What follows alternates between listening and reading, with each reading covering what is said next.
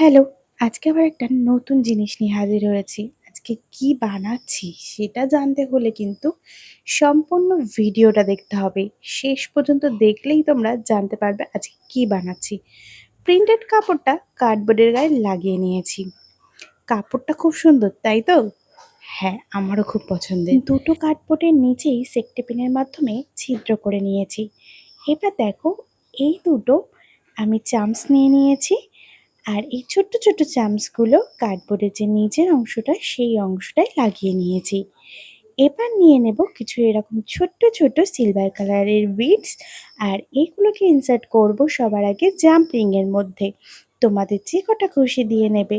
আর তারপরে দেখো আগে থেকেই লক করে দিচ্ছিলাম। এবারে এটাকে ইয়াররিংসের এই চামচের নিচে দিয়ে এটাকে লক করে নিতে হবে মুখটা। ব্যাস এইভাবেই আমার ইয়াররিংসটা রেডি এখানে।